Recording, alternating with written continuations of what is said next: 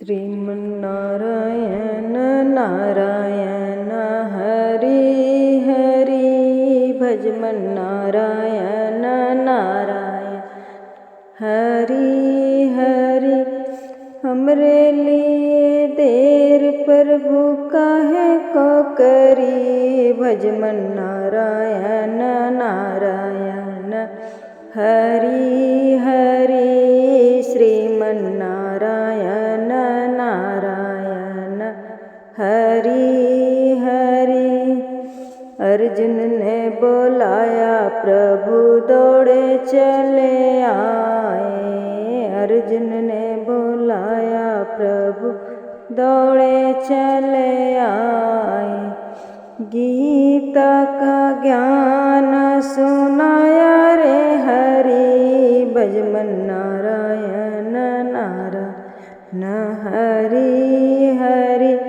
श्रीमन्नारायण नारायण हरि हरि भजमन्नारायण नारायण हरि हरि।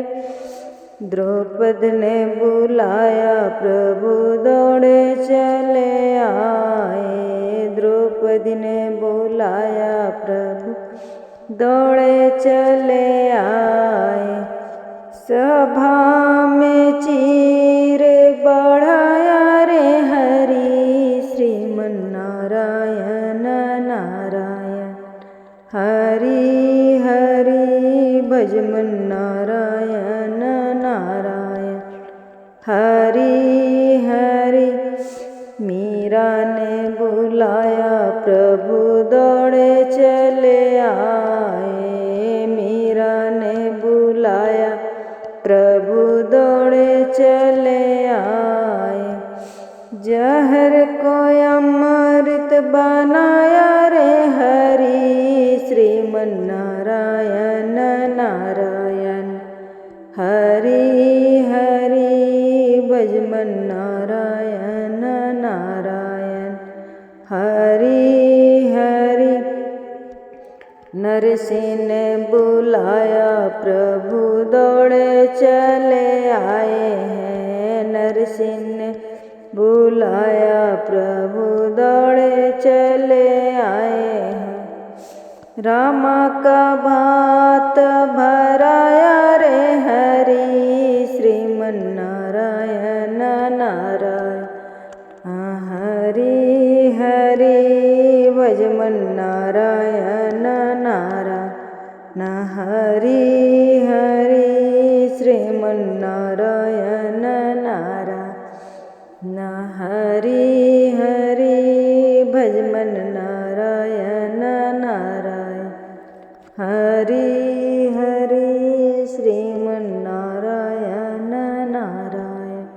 बोलिए श्री वृंदावन बिहारी लाल की जय, श्री राधा रानी की जय। हर हर महादेव, मैया पार्वती की जय। जय जय श्री राधे, जय जय श्री राधे, जय जय श्री राधे। बुद्ध में नहीं सिद्ध्यन्ति कार्याणि न मनोरथ, न हि सुप्तस्य सिंहस्य प्रविशन्ति मुखे मृगा।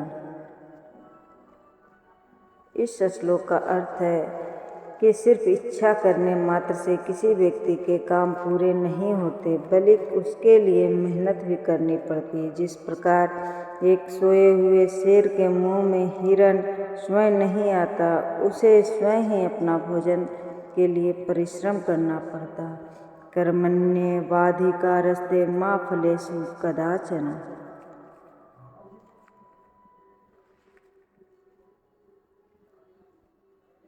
माँ कर्मफल हेतु भूर्मर्मा ते संगो अस्त्वा कर्माणि।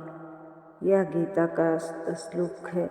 इस श्लोक में भगवान श्री कृष्ण अर्जुन से कहते हैं कि हे धनंजय, केवल कर्म पर ही तुम्हारा अधिकार है, कर्म फलों में नहीं। इसलिए कर्म करते रहो और फल की चिंता मत करो। उत्स्थिता जागृत प्राप्य वर्णावोधत क्षुरासन्नधरा निशिता दुरत्य ये दुर्गम पथस्तक्वेव वदन्ति। इस श्लोक का अर्थ है कि उठो, जागो और अपने लक्ष्य को प्राप्त करो। भले ही रास्ते बहुत कठिन और अत्यंत दुर्गम हों, लेकिन विद्वानों का कहना है कि कठिन रास्तों पर चलकर ही सफलता की जा सकती है। इस ना चोरहार्ज ना राजहारी ना भातृभंजम ना भारकारी व्यये कृते वर्धति एवं नित्यम विद्याधनम सर्वधन प्रधानम। इस श्लोक में विद्या एक ऐसा धन है जिसे चुराया नहीं जा सकता, ना ही इस धन को कोई छीन सकता। इस धन का भाइयों का बीच बंटवारा भी नहीं। विद्या एक ऐसा धन है जिसे संभालना बहुत आसान है और खर्च करने पर और अधिक से अधिक बढ़ता है। इसलिए विद्या को एक सर्वश्रेष्ठ धन माना गया। श्रीमद् भागवत गीता में 18 अध्याय और 700 श्लोक है, जिनमें से कृष्ण द्वारा 574, अर्जुन द्वारा 84, 41 संजय द्वारा और 1 धृतराष्ट्र के द्वारा कहे गए हैं।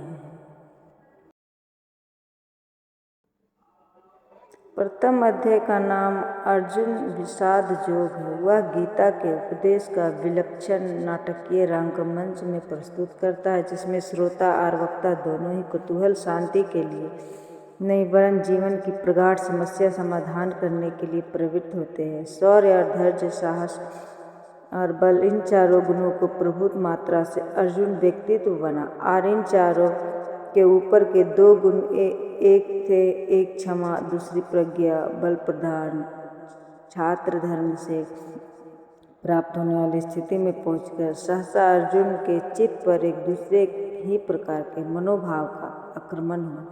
कर्मण्य का एक विचित्र प्रकार की करुणा उसके मन में भर गया और उसका छात्र स्वभाव लुप्त हो गया, जिससे कर्तव्य के लिए वह कटिबद्ध हुआ था, इस विमुख को हो गया। ऊपर से देखने पर तो यह स्थिति पक्ष उसके तर्क धर्म युक्त जान पड़ते, किंतु उसने यह स्वयं ही एक कर्मण्य दोष कहा और यह माना है कि इस कतारता के कारण उसका जन्म सिद्ध स्वभाव कहता नष्ट हो गया। वह निर्णय नहीं ले पा रहा है कि युद्ध करे अथवा वैराग ले ले, क्या करे क्या ना करे, कुछ समझ नहीं आता। इस मनोभाव की चरम स्थिति में पहुंचकर उसने धनुष बाण एक ओर डाल दिया। कृष्ण ने अर्जुन की यह स्थिति देखकर जान लिया कि अर्जुन का शरीर ठीक है, किंतु युद्ध आरंभ होने से पहले ही से अद्भुत क्षत्रिय का मनोबल टूट चुका है। बिना मन का यह शरीर खड़ा नहीं रह सकता। अतः श्री कृष्ण के सामने एक गुरु कर्तव्य आ गया। अतः तर्क से, बुद्धि से, ज्ञान से, कर्म की चर्चा से, विश्व का स्वभाव से, उसे जीवन की स्थिति से दोनों विनामक अव्यय पुरुष का परिचय और उसे सर्वोपरि परम संतवाना ब्रह्मा के साक्षात दर्शन से अर्जुन ने मन का उद्वार करना, यही उनका लक्ष्य हुआ। इसी तत्व चर्चा का विषय गीता है। पहले अध्याय में सामान्य रीति से भूमिका रूप में अर्जुन ने भगवान का अपना स्थिति कह दी। दूसरे अध्याय में नाम सांख्य योग, इसमें जीवन की 2 प्राचीन सम्मानित परंपराओं तर्क द्वारा वर्णन। अर्जुन से कृपाण स्थिति में रोते देख कृष्ण से ध्यान दिलाया कि इस प्रकार का क्लेब और हृदय के क्षुद्र दुर्बलता अर्जुन जैसे वीर के लिए उचित नहीं है। कृष्ण ने अर्जुन के अब तक दी हुई युक्तियों का प्रज्ञावाद का झूठा रूप कहा। उनकी युक्ति का प्रयोग दर्शन कर स्वभाव होने वाले संसार घटना स्थिति को अनिवार्य रूप से स्वीकार करता है। जीना और मरना, जन्म लेना और बढ़ना, विषय आ जाना, सुख दुख का अनुभव, ये तो संसार में होता है। इसी प्राचीन आचार्य पर्यायवाद का नाम होते इस काल में चक्र गति इन सब स्थितियों को लाती है और ले जाती। जीवन इसी के स्वभाव को ज्ञान लेने पर शोक नहीं होता। जान यही भगवान का व्यंग है। प्रज्ञा दृष्टिकोण मानते अर्जुन इस प्रकार का मोह में पड़ जाता और कृष्ण भगवान उसका मोह को तोड़कर उसे युद्ध के लिए प्रेरित करते हैं। श्री राधे राधे, जय जय श्री राधे।